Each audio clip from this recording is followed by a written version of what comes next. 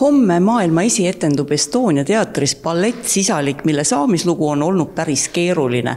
90. aastate alguses jäi see pooleli heliloojal Lepo Sumeral ja nüüd pea 30 aastat hiljem on Sumera õpilane Märt-Mattis Lill teose tervikuks saanud.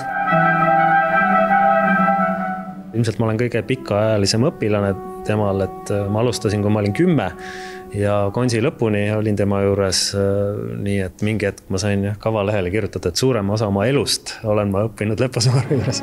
Mis teeb loogiliseks selle, et Sumera poolt alustatu just tema õpilase poolt lõpule sai viidud?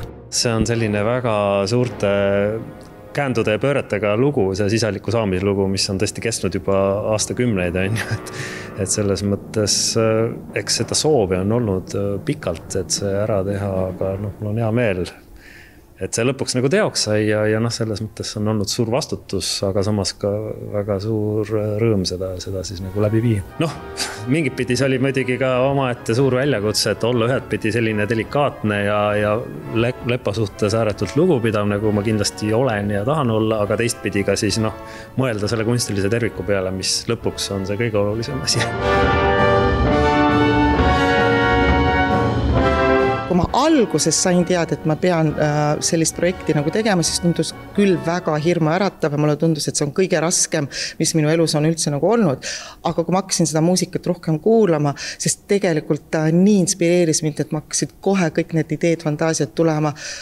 Ma julgeks öelda, et see tuli päris kergelt.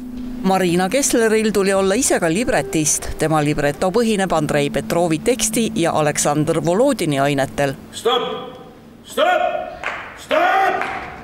See on nagu lugu inimestest, lugu armastusest, lugu reetmisest, tegelikult väga lihtne, aga samas väga keeruline, nii nagu see elu ongi.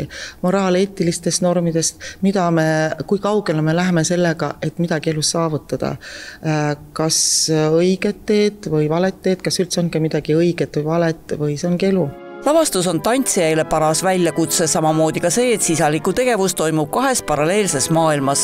On filmivõtted, kus sõja taustal areneb armastuslugu ja on kaadritagune maailm, kus armastus saab ootamatult reaalsuseks. Ma arvan, et kuna me oleme harjunud võib-olla natuke Marina koreograafiaga, et meil on ta etendusi teisigi mängukavas, et siis see oli võib-olla mitte nii külm dušš, kui me hakkasime seda Sisalikku tegema, aga ta on tehniliselt raske ja loo jutustamise mõttes ka ikkagi ta on päris intensiivne asi, mida edasi anda.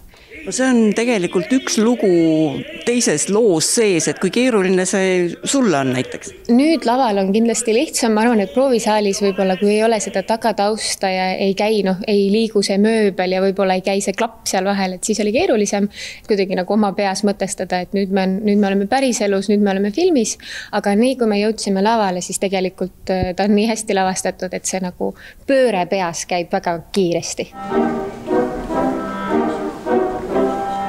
Just need paralleelsed maailmad toovad lavale ka võttegrupi, kus tantsijad täiesti uude rolli pannakse.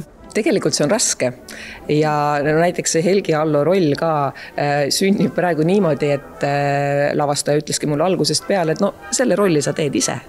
Ja siis ma proovin seda teha ise ja selles mõttes on natuke raske, et mul ei ole ju sama võrdset väljendusvahendit nagu minu kolleegidel, kes tantsivad. Mul ei ole samme seatud ja siis on natukene, ütleme, et see on väljakutsuv teha ennast siis ikkagi samamoodi nähtavaks ja olla samaviisi arusaadav. Aga ma loodan, et ma saan sellega ikkagi hakkama. Sisalik maailma esietendub juba homme õhtul teatris Estonia. Stop! Stop!